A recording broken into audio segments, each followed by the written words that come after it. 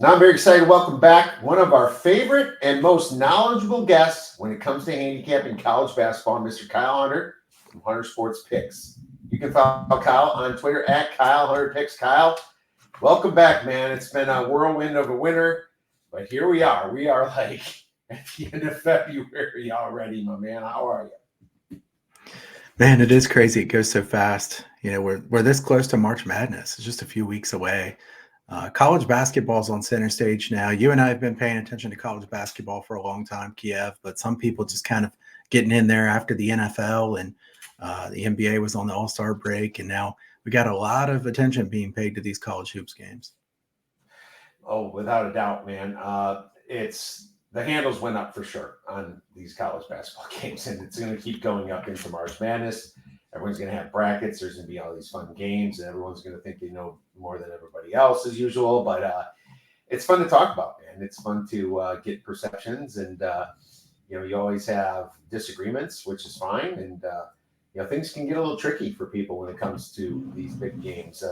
There's upsets that happen, and you just kind of want to stay ahead with the best line value you can get, right? That's what we try to do every day, and that's why you're always working so hard at night to find that line value before a lot of things go and change. But man, lots to talk about. And since it's late in the season here, I want to ask you about any trends, any late season trends coming up here that you might want to talk about. I pulled up a few ones from covers, but Easy Baby says, "What's up, Kyle? And what's up, Kia? What's up, man?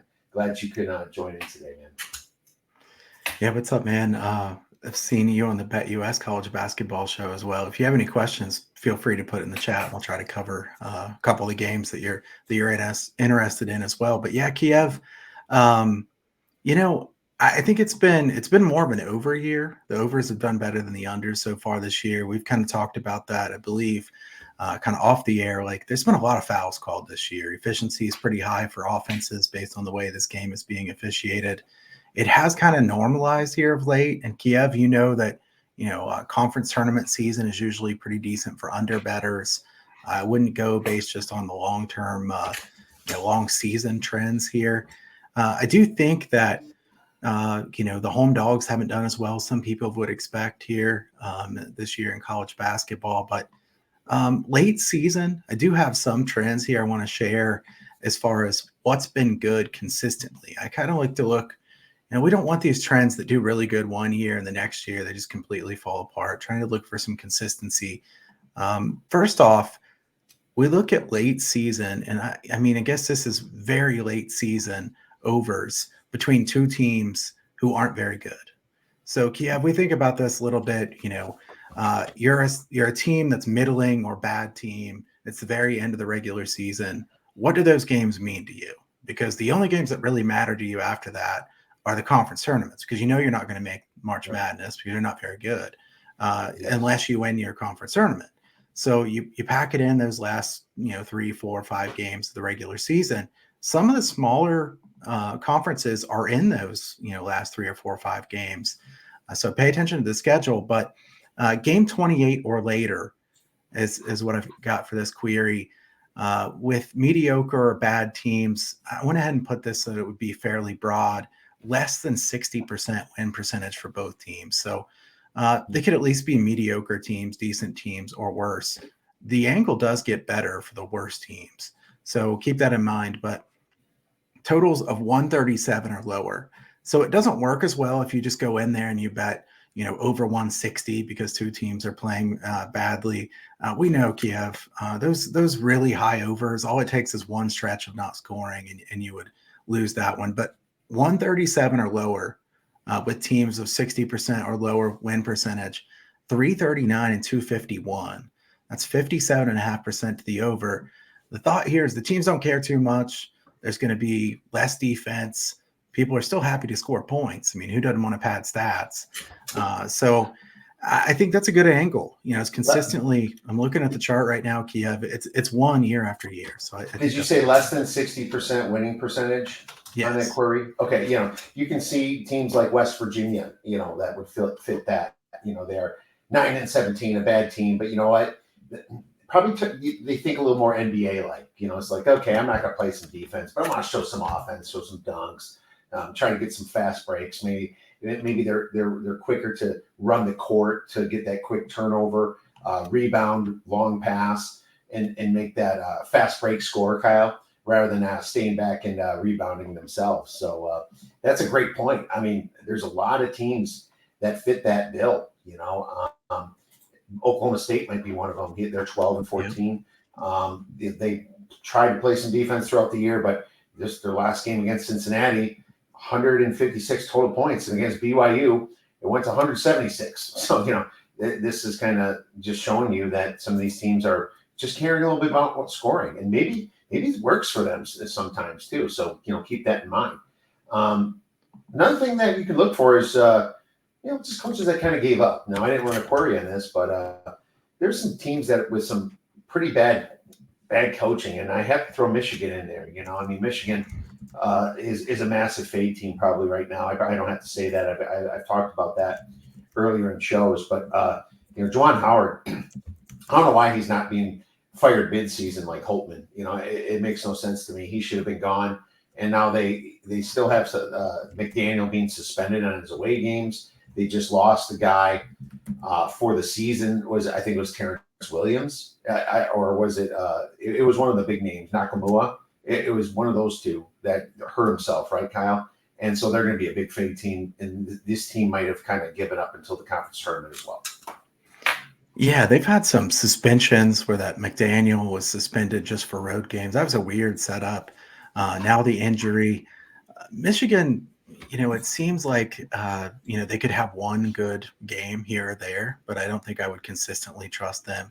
Mark, what's up, man? Mark's a good guy. Thanks for tuning in. Thanks, Mark. Yeah, we appreciate you guys to see a decent amount of people here watching live. So appreciate that. Fun chatting college hoops with Kiev. Kiev, I always have a great time chatting with you. This is, I'll tell you what, Kiev. So let's look at the opposite side of this too, though. We've got some teams. Yeah, I agree with you, by the way, on the teams that can be faded that have just kind of given up. Before I move on, I'll say I'm kind of scattered trying to think about so many things here, Kiev. You know how this time of the year is. But sure. Before I leave that thought, I do want to say I do think some of these teams lay down at the end of the season. I was going to say the under trend next, but I think based on what you're saying right here, I need to kind of play into what you said. The very big favorites late in the season. I'm not a big fan of laying 15 or 20 points, and I know you're not either, Kiev. But this is a pretty tight angle where it's laying 15 points or larger, game number 25 of the season or later. So very late in the season, and playing against a team with an ATS cover percentage of 50% or higher. So this team has actually made money for bettors that you're betting against, and yet they're a dog by 15 or more. So you're betting on a team that's a big favorite, but they have to be playing a team that's not great, but they've also still covered the spread at a pretty high rate. This is really impressive. 77 and 30 in the last 107. Wow. Really good stuff. There's not too many of them that will fit this because usually teams that have covered 50% against the spread or more are not going to be dogs of 15 points or larger. But when you see that kind of spot, I mean, it could happen. Now, a team like Michigan's not going to be that because they haven't covered the spread high enough. But there are plenty of teams that aren't great that have covered big spreads as a dog. It's a small sample here, 77 and 30 in the last 107, but it's plus 4.41 points on an average ATS margin. That's every single game, including the losses. That's pretty good. So that kind of margin like that suggests to me that this is not just a fluke. It's not some kind of, just really small sample where it doesn't matter. So that kind of plays into what you're saying there, Kiev, is that you can get some of these late big favorites that actually are worth playing. And it's always tough for me because I'll get my possible plays and write them down old school style. And, I see a minus 17 Kiev and I'm like, oh man, I hate to lay 17 points. And then afterwards, the team wins by 30 points and you feel pretty stupid for not taking it.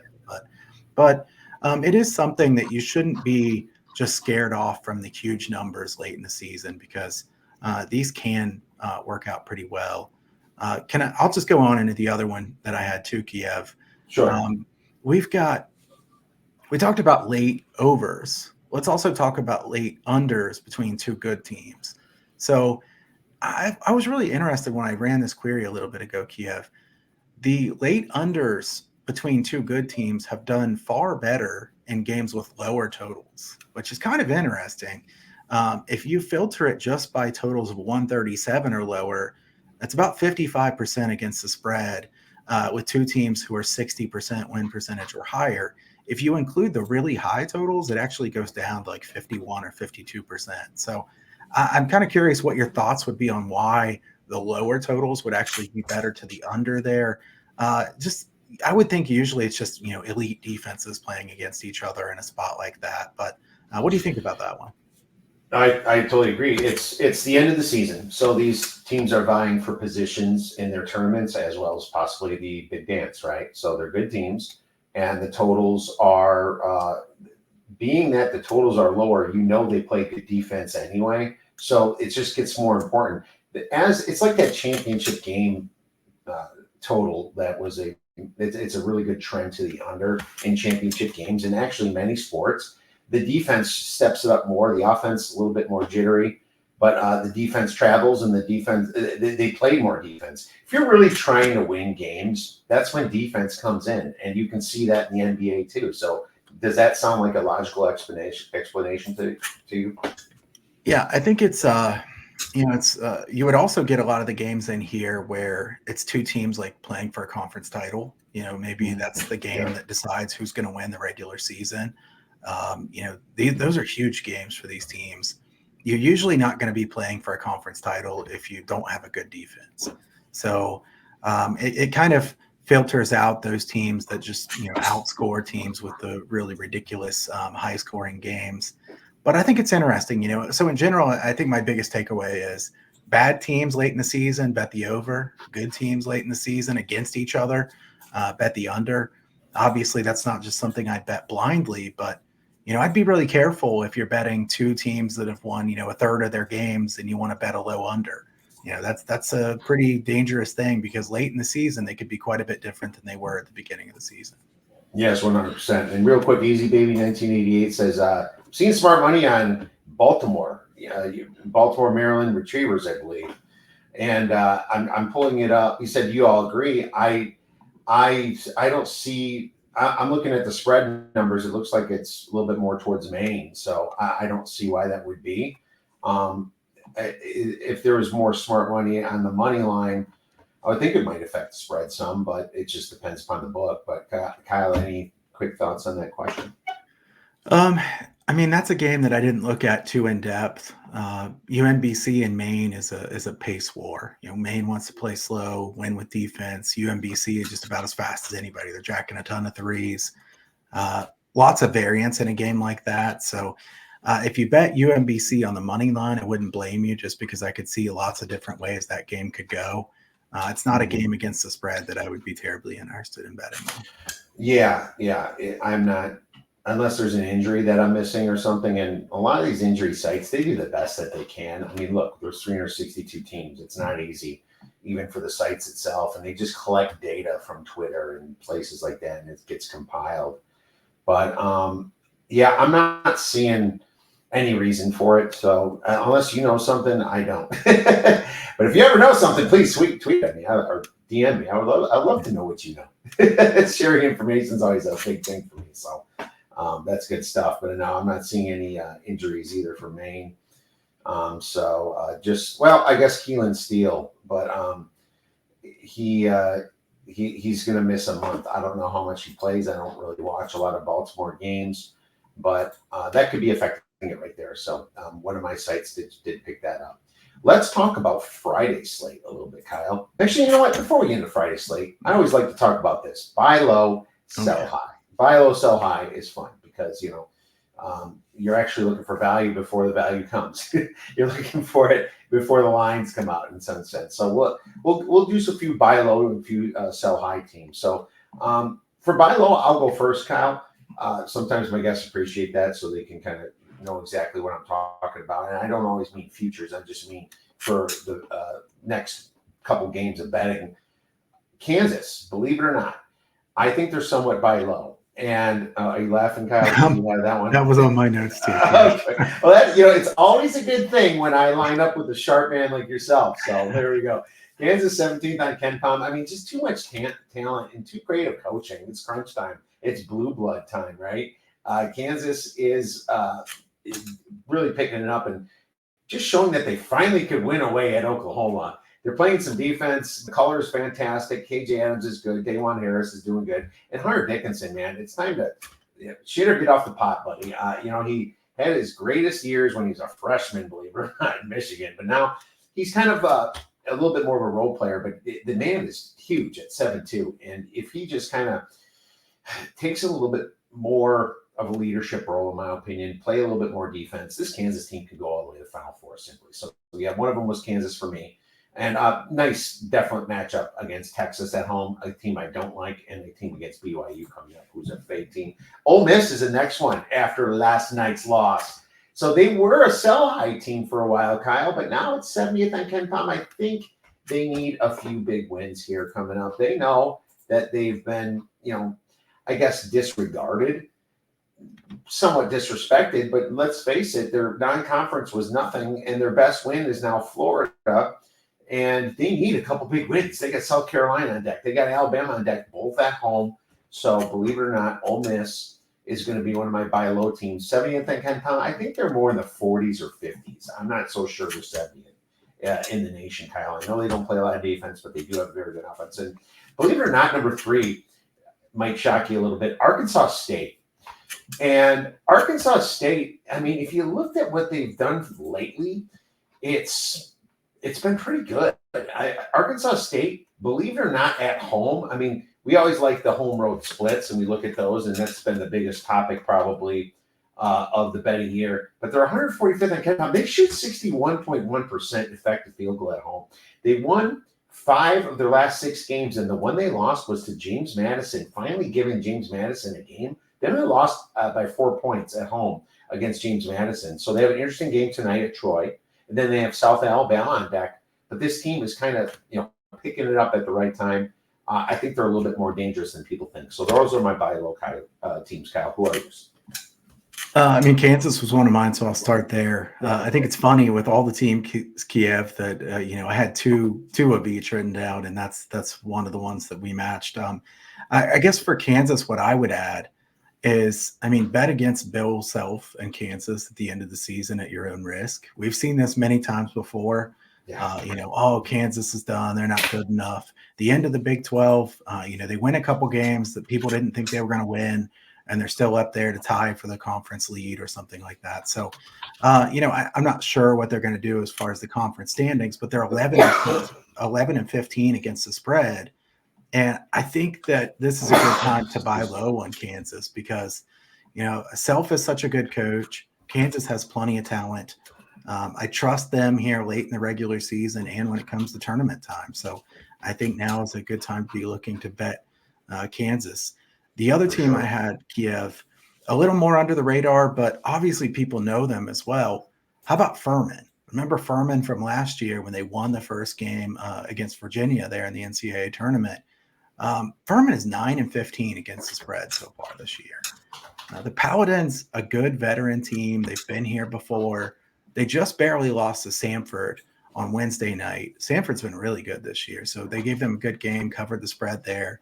Furman has been badly banged up. They've had all kinds of injury problems. They are healthier now than they've been through the rest of the season. I think Furman's probably a good team to try to bet on here the rest of the regular season and through the conference tournament.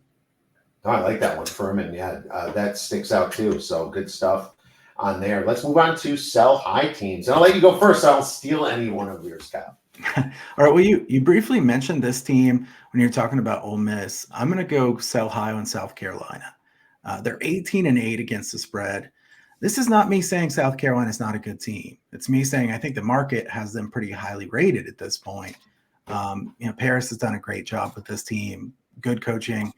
They are 6th in luck factor at Ken Palm, though. We have to be honest that they've been at least a little bit lucky. The market's really high on them. They have some tougher matchups coming up, and I don't like them in the role of favorite. They've already lost some games that they shouldn't have lost. I think South Carolina, you mentioned that Ole Miss matchup coming up. I think they have some games coming up that don't look too favorable for them, in my opinion. And, a team that's 18-8 against the spread, clearly a much improved team, but I think that they're a little bit overvalued in the marketplace now. So there's one for me. I'll go ahead and do the second too. The second team for me, Nebraska, 17-10 against the spread so far this year. Hoiberg's done a really good job too. And Nebraska's a good team. But Kiev, they just won their first game on the road in the Big Ten against Indiana. And I know Indiana's in this sad spot where, this is a program that they care a ton about college basketball. And, Sure. they should be better than they are. But Indiana is not good enough right now that we should be terribly impressed that Nebraska went to Indiana and won. I mean, this is not one of the good teams in the Big Ten. So playing away from home down the stretch and then the neutral site games and the Big Ten tournament, I don't trust Nebraska to win those type of games or to cover the spread in those games. They're 17-10 against the spread. They're a good team. They're certainly much improved. But again, this is a team that I think has gotten a little bit overvalued at this point. Oh, without a doubt. I was looking at Nebraska too, and it's high for them. Now Hoiberg, I will give him credit. He really turned this team around, and this team has done enough now to make the tournament. So it's almost like they can go into relax mode here. I'd be very worried about them against a bad team like Ohio State coming up. Definitely worried about them at home against the best cover team in all of basketball in Minnesota, right? So, they're probably a fade team right now coming up. So totally agree with you, certainly on that one. I have a few myself. And just gonna go. I said this one early in the season, and it came to fruition, but they climbed back up, so I'm gonna knock it back down, Kyle. And it's Gonzaga. They're back to 20th on KenPom. I don't think they're a 20 rated team. I think that they have good coaching, and they're just in a very easy conference. Now I know that there's some questionable officiating with that St. Mary's loss. I think St. Mary's is a very good team. So they'll have their chances again to face St. Mary's, and a lot of people will grab that road revenge angle that you and I talked about on Spaces on Monday night, which we are, by the way, doing Spaces Monday nights. If you guys ever want to tune into that, Mondays at 11 Eastern. But man, this is just a team that doesn't have that Drew Timme, right? They got some young guys there. They have some juniors there, some seniors, actually just one senior in Anton Watson. But this isn't the team that they used to be. And I'm not going to fade them tonight against Portland. Maybe I should. But against Santa Clara at home, people are going to say revenge spot. They're going to be laying 13, 14, 15 points. I think Santa Clara hangs with them again. Then they're going to have a really tough San Francisco game sandwiched into St. Mary's, right? You're going to have that just flat spot type thing. It's a semi-away game, meaning neutral court. That could be an under right there, just thinking about that. But, man, that's going to be an interesting game in San Francisco or against San Francisco as well. So I think they kind of could flutter down the crunch. Now, they got that big win against Kentucky. Kentucky, they're a very, let's just say, inconsistent team. But no, Gonzaga, I still think isn't guaranteed in the tournament, Kyle. I agree with you, and I think this is a good call. Kiev, that San Francisco game interests me quite a bit. If they're favored by 3.5 in a game like that, that's probably a good San Francisco spot. The Dons are good, and they're very capable of winning that game. That game's being played at Chase Center where the Warriors play, so it is still pretty much a home game for them. I think Gonzaga is definitely not the 20th best team in the country. I don't even think it's very close. And I like St. Mary's more. The fact that they're ranked below them in KenPom kind of surprises me. I think St. Mary's is better than Gonzaga. And Gonzaga's offense, while it is very good, they're not as good as they've been in past years. And we know their defense kind of lets them down against really good opponents, especially come NCAA tournament. Their defense does not look very good. Will they get to the NCAA tournament this year? Like you said, I don't think it's a sure thing at this point. And laying 13 or 14 against Santa Clara, scary. And then, man, if they win that Santa Clara game easy, I think we have a pretty good spot there against San Francisco. Yeah, without a doubt, that would be fun. That would, that's kind of what you're looking at. Maybe you bet Santa Clara, and if you don't cover, you go harder on the next one. Or if you do cover, you do the same bet or lower on the next one too. So kind of positioning your bets for spots is sometimes what I do as well, somewhat successful, but obviously great stuff to look at on this one. And finally, I have Texas A&M Commerce, Kyle. I know that's one of those Kyle 100 teams that I've kind of blown you away with, but 4 guys were suspended last night for 3 games, including their center, Jerome Brewer, and he's their second best scorer, best rebounder. Now, most of the guys suspended are just kind of role players, but this team's like, you look at there's injuries that aren't reported properly on injury sites. They're just kind of a mess right now, and I don't think the market's going to pick up on Texas A&M Commerce by Saturday when they play Nicole State. So just wanted to throw one of those out there because I noticed it when I looked sometimes when I look through the injury report, I'm looking through cluster injuries, and this really popped up as something significant, Kyle. I love this one, Kiev. This is right down my alley. I would say that this is one of the reasons it's so much fun chatting with you on this, because we're not just talking about Duke and North Carolina and teams like that. But I mean, I think everybody or most people have seen the fight that happened after that last game. Those guys definitely did deserve to get suspended several games. That's pretty bad. And Texas A&M Commerce and Nicholls State, Houston Christian, Lamar, those games are going to be playing.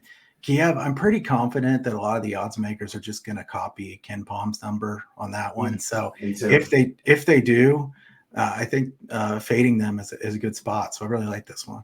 Awesome. Good stuff. Well, glad to find that one in the woodwork here. So we're glad we agree on it as well. Let's talk some big games then. And it's so funny. Kyle texted me, and Friday looks terrible. There's something, he said something like that. It just looks bad. I mean, yeah, Nevada. You think there's a good Mountain West game? No, it's Nevada versus San Jose State. Yeah, nope, not so good, right? I mean, San Jose State's at home, but I don't know. I mean, that's the only way I would bet it. But Jesus, probably don't want to mess with that because Nevada thinks they're on the bubble too, right? That's a situation where they might put some big effort into it, even though it's away. I'm just gonna say a team that's been killing it for me, and believe it or not, Kyle, this team, and I think I said it this week, so my listeners are like, "Oh, you said it again." This team hasn't lost an away conference game. You know who I'm talking about? Hasn't lost an away conference game. No, they haven't lost an away game since December 2nd, I believe. I don't know who you're talking about. The Purple Eagles, my man. Oh, wow. Yeah, Niagara. Okay. Niagara. You look at them.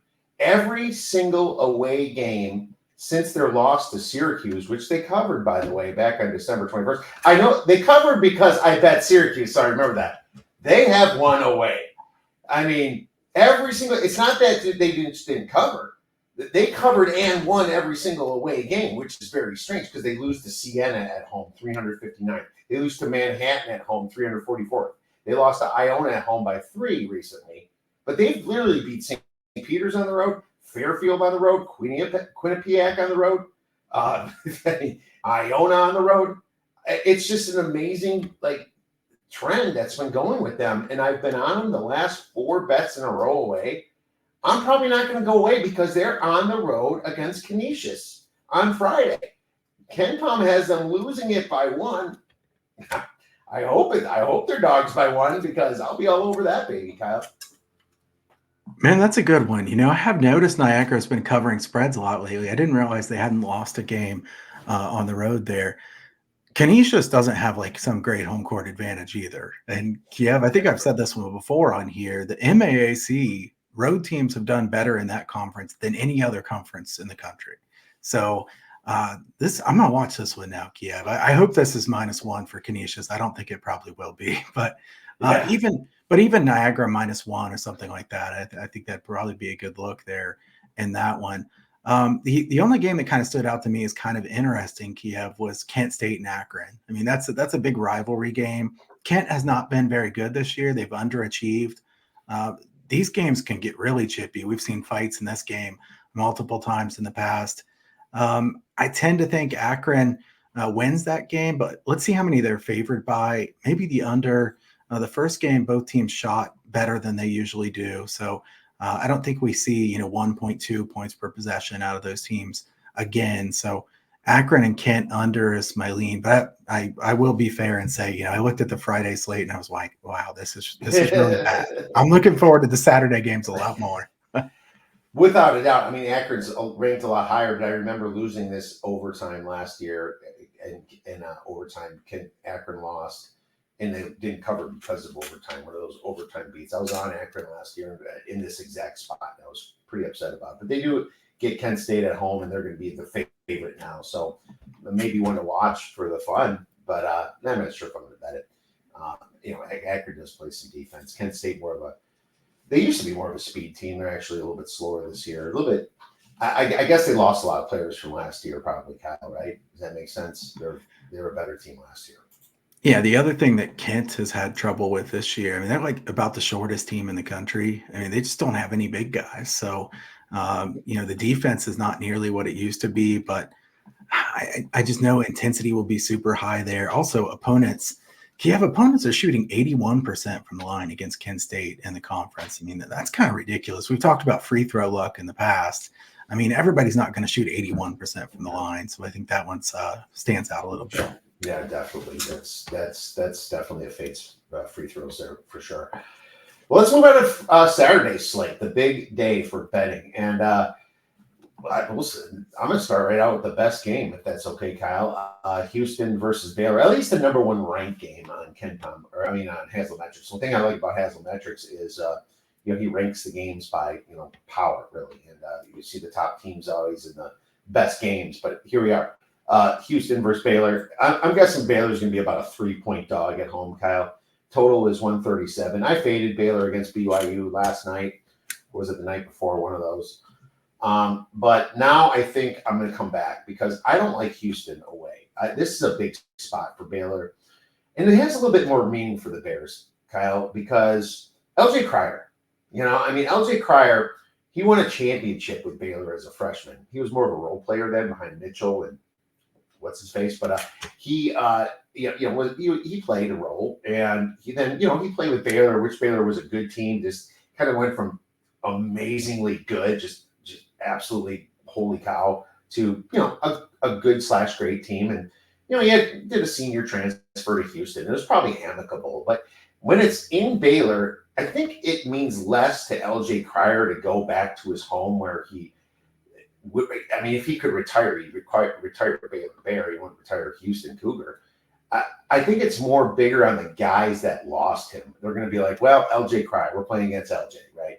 I think that it almost favors them at home being like, we're not going to lay down to him, our buddy that left to another team. I almost think that's a better spot for Baylor here to D him up and play a little bit better D. Now, Baylor has a better offense than Houston. Houston's offense is suspect if they're not getting offensive rebounds. And it's pretty significant. I mean, Baylor 9th in effective field goal. Houston's 133rd. Baylor also gets their offensive rebounds, not so much on the defensive side, but they're also number 4th in second chance points. Now, there is no argument to Houston's defense, but the problem with the Big 12 and a lot of games this year is that I think part of the home field advantage is you're getting the whistles as a home team and you're not getting it as an away team. And if Baylor's going to be a home dog with 3 points, I can see them winning this game a couple different ways. Home road splits are big. 360th for Houston away from home on Haslametrics. Baylor 14th at home. I want the 3, Kyle. I'm going to look at the opener. Maybe you get better than that. Maybe you get the 3. I think it goes down. I think this would close at about a 1.5 or 2. But I'll take BYU. I'll take Baylor to win this game. The first thing I put in my notes for this game, Kiev, was I don't think Houston's going to be favored by 3 points like Ken Palm has it. So if it comes out at that, I don't think it'll last very long because people are going to want to take the home team plus the points here. So if you like that, I think you bet it early. I don't know that I want to bet a side in this game. I think I'd rather bet the under. 137 is what Ken Palm has. I really do trust Houston's defense. I mean, the only question with Houston, and you know this, Kiev, but how the officials call the game matters a lot because they're super aggressive on defense. If you get some of those guys that really want to call fouls quickly, it's going to go over because there are going to be so many free throws. So I wish we could know who the officials were going to be and what their tendencies were. Yeah. We like to look at that for like the NFL, the NBA. Well, college doesn't even release it I until know. the morning of, and it's not even really released. It doesn't hit the news. I mean, It's a should. shame. It is Yeah, a yeah, shame. it'd be nice. But it is what it is. We have to go without really knowing that. I think Baylor, though, has slowed down considerably in conference. Kiev, 19.2 seconds per possession, so they're not pushing pace at all. I see them as a team that is okay with winning lower scoring games. Their 3-point percentage in non-conference was like upper 40s, and now in conference play, 34.5%. I think for Houston. And I think I like Houston a little bit better than Kiev does in general because I think it was even last year, which you ended up being right that Houston got knocked out of the tournament earlier. But Calvin Sampson's teams have been really good consistently. I think he's a very good coach. I think defense travels so much that I trust them to win games on neutral sites. Jamal Shed does not get enough love. People talk about LJ Cryer and how good he's been. Maybe he scores more points, but Jamal Shed's fantastic. I think he's the heart and soul of that team. So I'm not going to fade Houston in this game, but I think I'd like to buy Houston on those neutral site games coming up later because I do trust their defense to win them some games. We'll see when we get to bracket time this year, Kiev. Maybe I think I might have Houston out there a little bit farther than you do, but in this one, I think under is my favorite play. All right, under. Good stuff. So Kevin asks, doesn't Merrimack minus 15 at home versus St. Francis, PA fit Kyle's 72% hit rate of good teams covering a team that has better than 50% against the spread? Yeah, it does. That's nice. Merrimack wasn't a 15-point favorite, I don't think, at the Open, but then it's been moved up. They're like 14 and a half up to 15 and a half here. So they're right on the edge of that, but yeah, it does fit. And they're past the game number where it's late in the season. So that one does fit. We'll see how Merrimack does there in that one. All right. Well, there you go. You found one right away. Good job there, Kevin. Awesome. Yeah. Doing some research for that and bringing that into our attention. Really appreciate that. Let's move on to another game. Kyle, do you have a game to pick for Friday or for Saturday? Yeah, I mean, let's talk about BYU and Kansas State. BYU Kansas State is a game where BYU can't be trusted away from home. I think we know that. It's 355th according to Haslametrics and away from home rating. Now, Kansas State, this surprised me that they're 313th at home because we know that they've pulled off some big wins at home, but they've been wildly inconsistent too. They have some bad losses. Right. Which Kansas State team are we going to get in this one? It's kind of hard to say. I think BYU is so good at pushing pace that I think there will be points scored in this game. And for me, BYU's defensive numbers in the Big 12 really kind of tell the story. Remember at the beginning of the season when BYU was like 5th or 6th in Ken Palm at one point. Like they were clearly too high. There's no way they were that good. Their defense looked really good. Now their defense giving up 1.1 points per possession in the Big 12. I mean, that's not good at all. On the road, they've given up a ton of points. They still push pace. I think Kansas State would be the side I would want to bet here if I were taking a side. Team total for Kansas State over maybe. I will say, though, this is not like the strongest play or anything for me. I just think that BYU will push pace, but I don't trust their defense to stop them. That's some great analysis because it lines up with what I'm thinking on this game as well. And Kansas State is in a good spot. It's not like they're winning a ton, but they need this game like blood to make the postseason. They're not out of it yet. They're close to out of it, but they're not out of it. But if you look at their wins, they're mostly against some, I guess, suspect teams, you would say, right? Not so good teams. They don't shoot the ball that well. That's their problem. But they at least hit about 49.9, almost 50% effective field goal when they're at home. But they rely on the defensive side of the ball, Kyle. They really do. And Ken Palm, their defensive efficiency ranks 14th. It's almost kind of like they're the Texas A&M of the Big 12 in a way. Is that a fair comparison? Kind of can't shoot the ball well, plays good defense. They do get some offensive rebounds. That's good. But if you look at their schedule, I mean, it's been a gauntlet, man. I mean, of course, Iowa and Houston. Let's just talk about after January 20th, because they were mostly, a very good record, and then they went, they won one game out of like their last 9 since January 20th. But it was Iowa State away, Houston away, Oklahoma at home. Yeah, that was a bad loss. Oklahoma State on the road, they lost by 3. Then they beat Kansas, maybe the best team, or no, not best, but second or third best team. Houston's the best team, let's face it. Houston, Iowa State, and then probably Kansas is how I had the Big 12, Kyle. They beat Kansas, which is a big win. Then they go to BYU and do their thing by losing.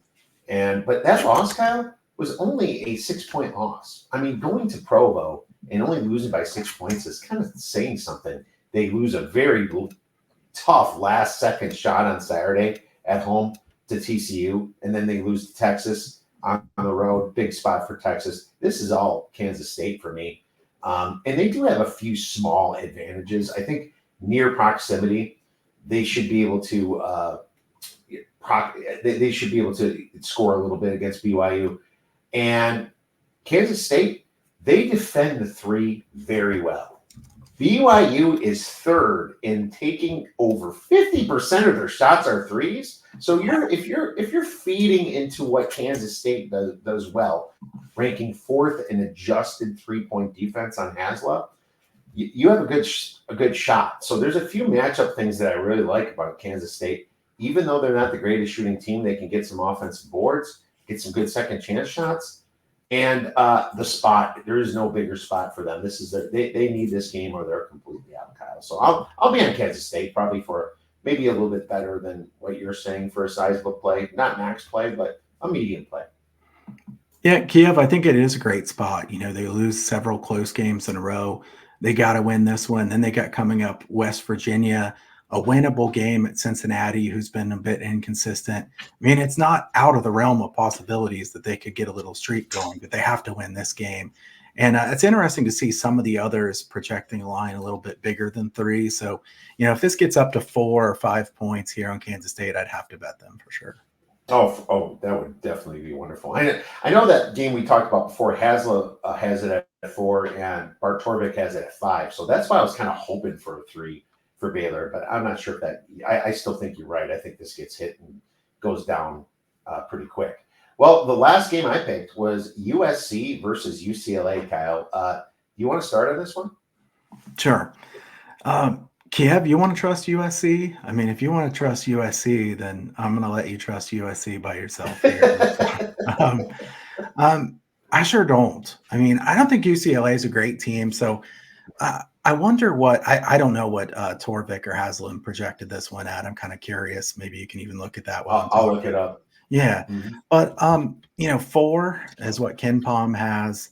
And UCLA is not really a team that I want to lay a ton of points with because they do play a lot of close games. But I think that their style of play, they slow the game down, they win with defense. I think they're going to get to pick the style of play. USC kind of plays the opponent's style. And USC seems to have like bad team chemistry. I mean, they go through these bad droughts. They might look good for a little bit. They can't put a full game together. And this one, the only thing I could bet would be UCLA or maybe the under or USC team total under or something. USC takes a lot of bad shots. I've watched enough of their games now to see that the quality of the shots that they take are just not very good. They have talent. We know that. They've underachieved a lot. Andy Enfield, has got to be on the hot seat here pretty soon because USC expected a lot from him. He had can I stop you right nice. Yeah. Isn't it weird to see Andy Enfield's team ranked in the hundreds and Mick Cronin's team to be ranked 91? I mean, you would have looked at these two teams 3 years ago or 2 years ago, and you'd be like, "Are you serious? What the hell happened to them?" Right? Right. So it's interesting, but I think there's some distraction with USC too. I'll let you finish before I get into it. Well, I mean, Kiev, look at the USC recruiting classes too. I mean, they've had some really high-rated recruiting classes. I mean, you can't have those kind of recruiting classes and set expectations where they were and finish where they are here without having some real issues. And USC, yeah, they picked up a home win over Oregon State. They won at home against Utah, who's played really bad on the road. I don't trust them here on the road at all. I don't know. I think this is a tricky one because I don't just sit there, Kiev, and think I want to lay points with UCLA because I know they play close games. They play low scoring games. I will say, though, Mick Cronin has done a great job turning this team around from what I remember their loss to Utah where they lost by like 50 points. A lot of guys would have lost the team. That would have been it. That would have been it for the season. The fact that they've turned it around, had a good season since then, and then lost the last game on a heartbreaker, right on the tip in, right at the very end of the game. I think this kind of sets up as a good spot. They had plenty of time to get ready for this game. So I think it's a UCLA situational spot. Well, that tip-in made my day just good instead of great on Sunday. I went 3-1 instead of 4-0. And I took the money line, so it did make it for me. It was like literally that Carlson tip-in that ruined it. And I mean, he just was coming for the back. He's a tall guy. It was just cleaned it up and got it in. No time for UCLA to do anything. They're still young because they lost all their guys last year. They lost everybody, right? Jimmy Jaquez, right? Tyga Campbell. They lost everybody last year, and USC lost a lot of people too. Here's my angle with USC, and I'm not saying for sure I'm going to be betting this, but I'm going to lean at least USC. USC certainly has nothing to play for. If you look at 10-16, they're done. They haven't. I guess Seton Hall's their best win. Kansas State back in the first game of the season on November 6th. Utah is probably next. But here's the difference. Isaiah Collier is back. And Isaiah Collier came back for the Cal game. He played 27 minutes, and this went to overtime. He went to Cal and pushed it to overtime. And then Stanford was the second away game, got absolutely lambasted. But then they beat Utah at home. And that's pretty impressive. And then Colorado, I think they're up by 20 points, Kyle, and choked it away to Colorado. It was something absolutely ridiculous that happened on Saturday or Sunday. February 17th it was. So that was on Saturday. People were talking about it, and they lost in 2 overtimes. Well, that shows me that they're still fighting a little bit. But this is also a rivalry game. Is it really that much of a true road game at UCLA? There's going to be some fans from them. It's two coaches that kind of know each other well. It makes me look towards the dog. And UCLA, as good as they played on defense, they still rank 331st in effective field goal. If you're laying north of 4 points with that kind of effective field goal to really anybody, I worry about you. Now, the whole Bronny James thing, I think that was a distraction for this team. But now it's kind of cooled off a little bit. Nobody expects him to come out and just be like LeBron James, right? He's going to be like Bronny James and sit on the bench. And I don't even know if the kid can actually make the NBA. Is he going to leave this year? Jesus. I mean, he'll have to play in the G League for a while or whatever. But, I mean, maybe he's not. That's a whole other discussion. I think the kid needs to go back to college and learn some things. But personally, I think 4 points might be too much. So I'm going to lean USC. But I wanted to mention this game because of the two coaches that completely fell off the watermelon wagon. And, that we looked at as top guys. Hell, USC was a top 4, top 3 team for a couple of years in a row there. So very interesting situation, isn't it? It is.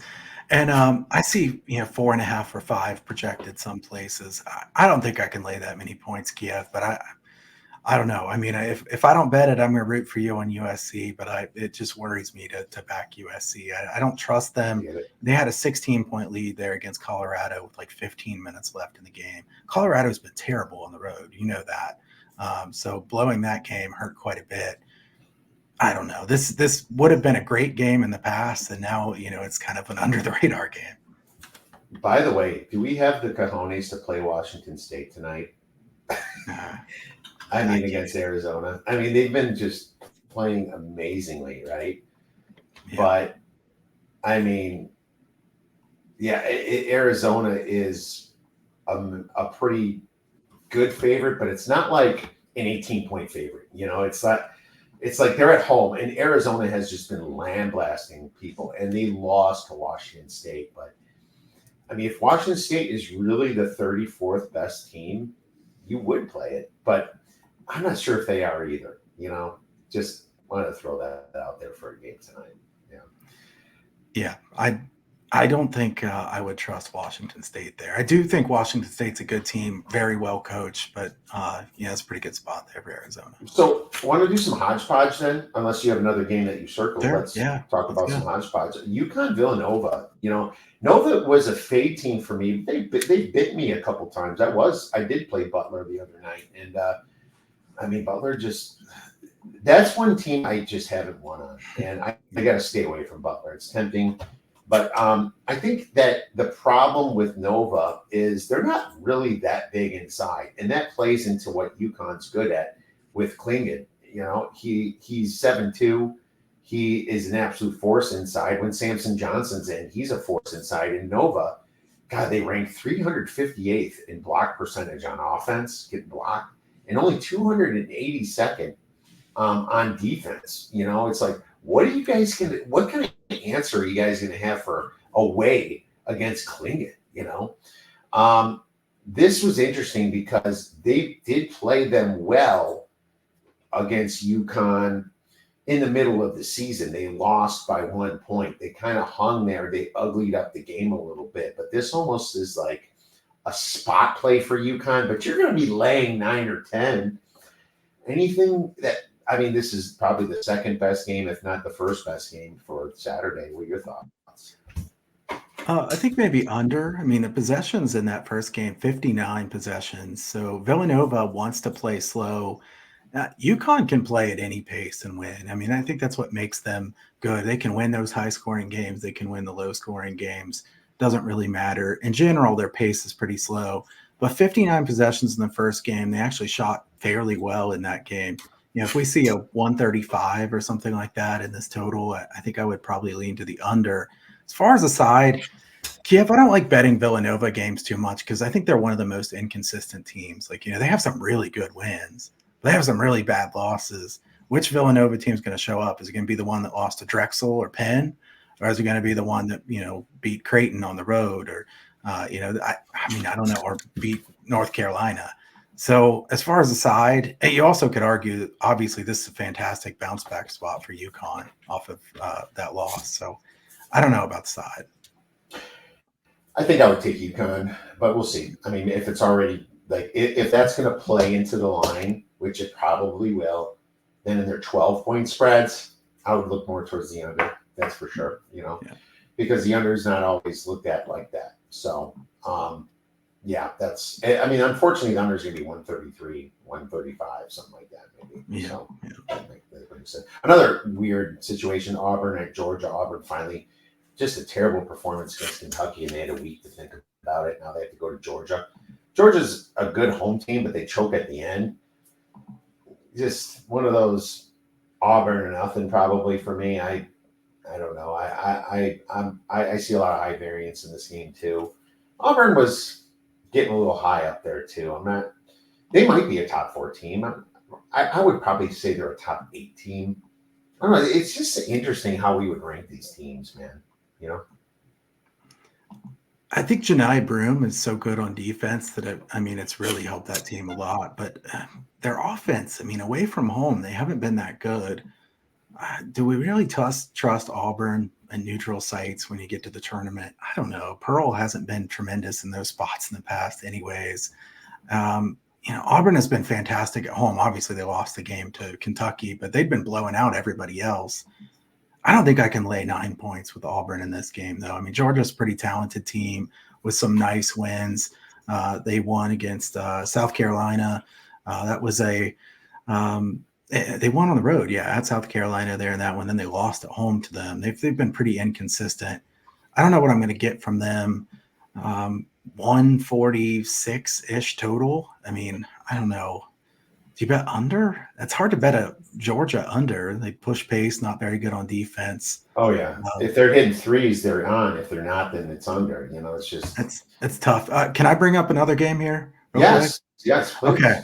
So we haven't said anything about what some people would think could be the biggest game: Alabama and Kentucky. I'm glad I'm looking at that now. Thank you. All right. So we're thinking alike again. I like it. Alabama's been scoring so many points. This total is going to be like 178 or 178.5 or something ridiculous. But what interests me about this game is Kiev, Kentucky's defense had been so bad. It looks to me like the last couple of games they've kind of slowed the pace down on purpose. You go to play Auburn, and you play a 67 possession game. That's kind of weird when you look at the overall possessions for both teams. I mean, both of those teams have been playing tons of games in the 70s as far as pace. Then Kentucky goes to LSU, another team that plays quick, 71 possessions because it kind of sped up there at the end of the game. That was a wild, really good game. But I'm going to hate myself if I bet it and it loses. You know what I'm going to say. I mean, I know what you're going to say. Under. I think I kind of lean the under in this game. Like, obviously, it could finish 100 to 95, and it wouldn't be shocking. But I mean, can you bet over 178 or something? Well, you have. I mean, here's the thing: when you have two fast teams play against each other, it's multiplication. It's not addition, right? It really, really. But Alabama plays good defense. They have played good defense. I know they don't always play good defense, but they've stopped A&M to 75 points even with a fast pace. Ole Miss 67 points.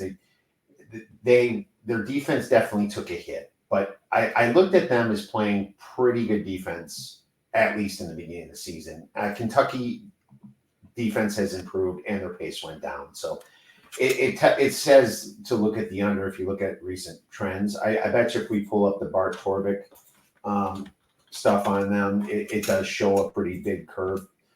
Defensive efficiency up for Kentucky and pace definitely going down a little bit. Yeah, the curve is certainly going down for Kentucky for pace. It always goes down because of the non-conference, but there's a little bit of if you look at 5-game rolling average on Torvik, it definitely shoots to the under here. 67, like you said, against Auburn here. And I mean, they haven't had a above 74 possession game since Gonzaga or since Georgia. Even Gonzaga was probably a little bit lower, so 71. Yeah. So yeah, I mean, it's hard to get to 178 points. You have to be almost perfect, and if you're playing under 75 possessions, that's not going to be easy. So well, Kiev also, Kentucky switched up the lineup a decent amount and put in that Thiero, the big guy that has been a good shot blocker, 4 blocks there against LSU.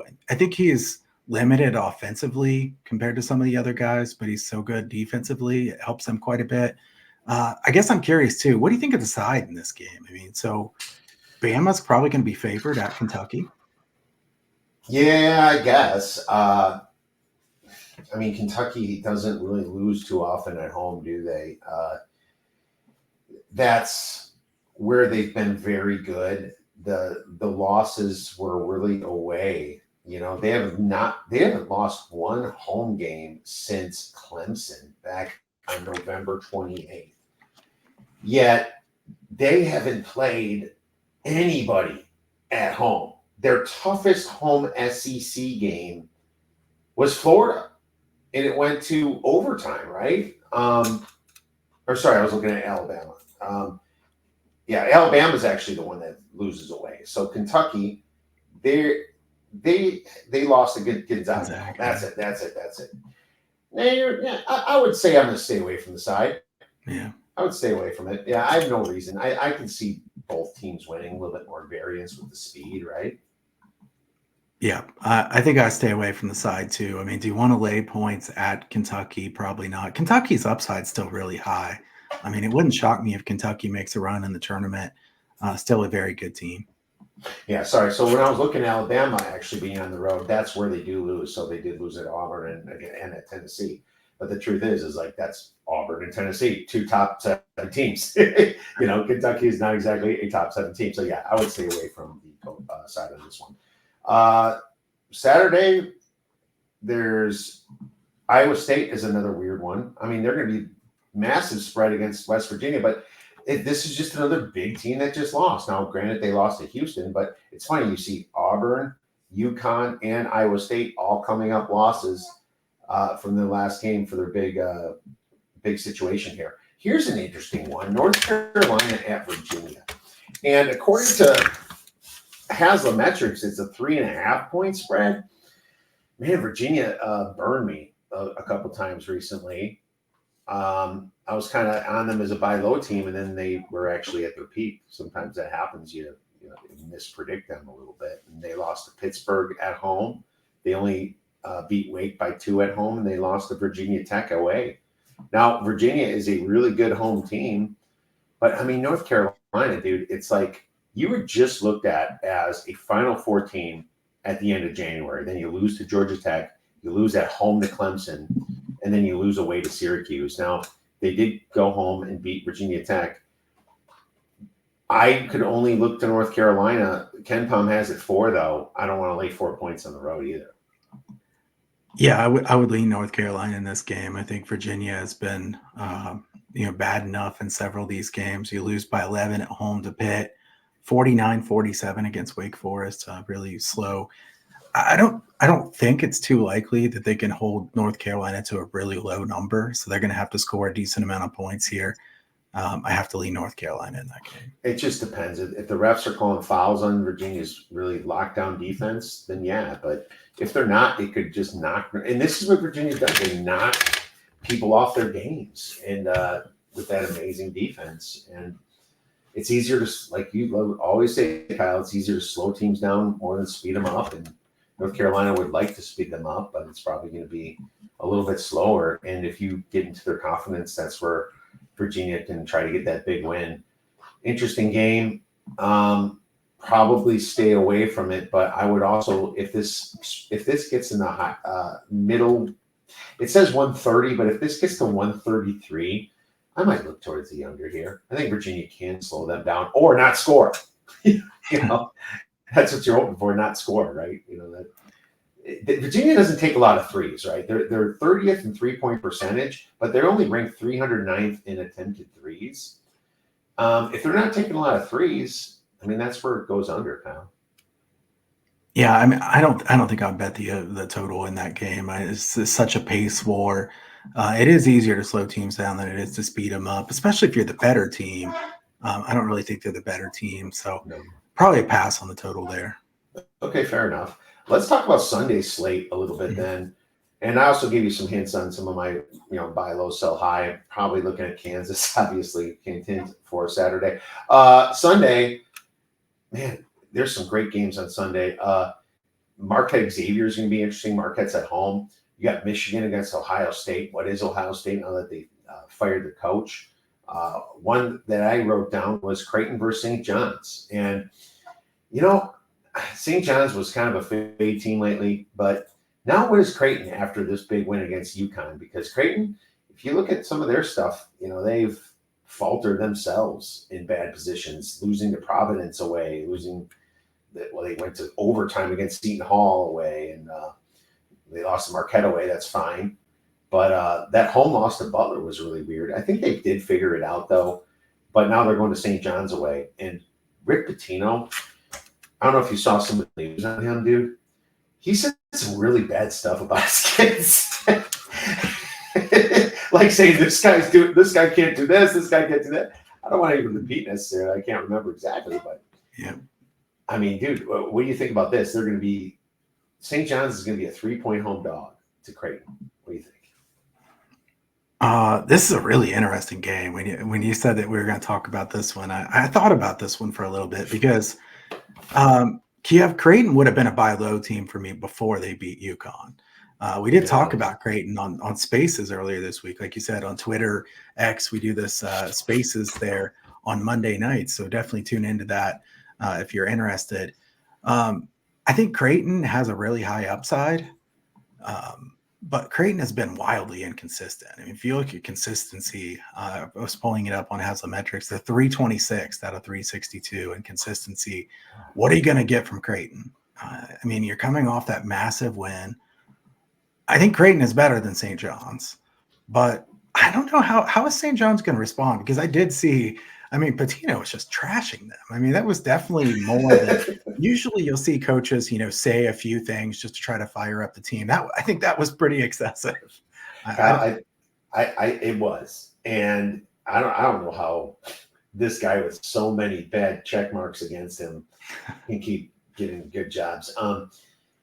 I say you live bet this, and it might be a good live betting game like there's nothing you can give out to subscribers or tweet out beforehand, but you can do it while. I think you're going to kind of see where Creighton's head's at after the letdown spot. Is Creighton saying, you know what, we want to make that 2 seed. You know, we have a big win against UConn. We have Marquette on deck at home.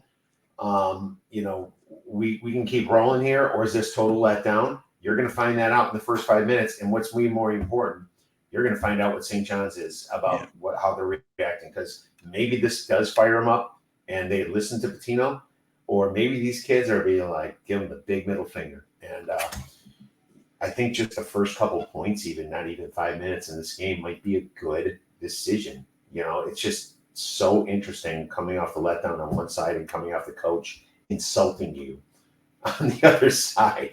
Oh, man, sports these days, Kyle. All right, last game I want to mention, Rutgers is going to be playing Maryland, Kyle. Haslametrics has the total, a huge number at 121 points. So is this total even too low for the Kyle Hunters in the world to bet? I mean, I think you and I used to bet Liberty totals under this, but, you know, I'm not so sure about this one. Okay, Kiev. So Ken Palm has 119 for this one. And as I'm thinking about this, I think like I can foresee this one opening at like 121. And then I think what'll happen is we'll go up to like 125 or 126. So if you want to bet over, you want to bet this right away. You also could possibly get a middle in a game like this, because really low scoring game, you know, points are at a premium. If you get over 121, under 126, you're in a pretty good spot. I think I would like the under if it gets bet up to 126, but I can't bet under 120 or 121. I mean, everything has to go right in that case. And this one, though, I think I like the side better. Rutgers is good at home, and Rutgers has Williams added to the fold at this point. I think he's a pretty nice boost to them. He's only played 5 games now. They're the second-ranked defense in the country. Do I want to trust Maryland on the road? I certainly don't want to trust Maryland on the road. Jameer Young is fantastic. They don't really have good other options. I mean, and Rutgers -1 is what Ken Palm is. Rutgers got to be favored by more than 1 point in this one, but it's going to be maybe, I think 2.5 or 3. 2.5 or 3 is probably fair. I think it's wishful thinking to get Rutgers -1 here. Kind of like I'm trying to wish I'm trying to wish Houston to be 3-point favorites on the road at there. Wishful thinking, my man. Well, you look at the last game; it went to 67 possessions, even though it went to 109. Yeah. So that makes you like this definitely could have went over if they were just shooting a little bit better. 23% from 3 for Rutgers, 11% for 3 from Maryland, and both teams under 45% from 2. I mean, that's how this thing went under. But 67 possessions, that tells me if they play like that and just play an average game, it should go over 120 points. I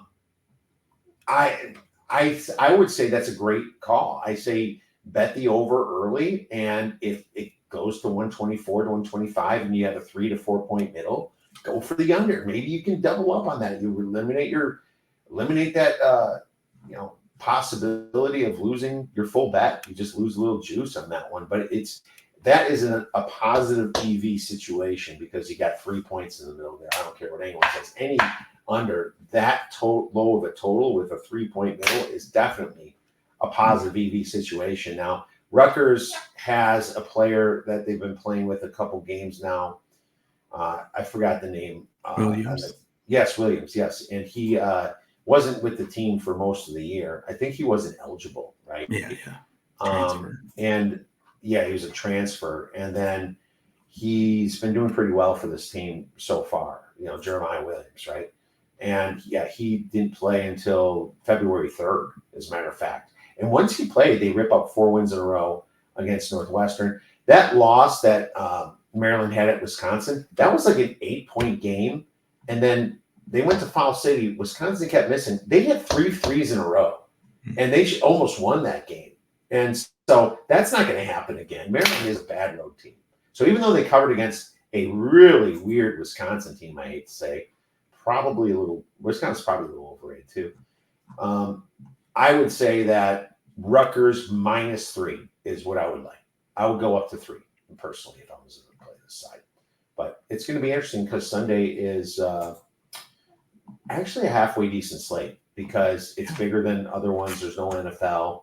So you got, Nebraska against Minnesota, right? You got Minnesota going to Nebraska, and Minnesota 22-3 against the spread. Are you kidding me?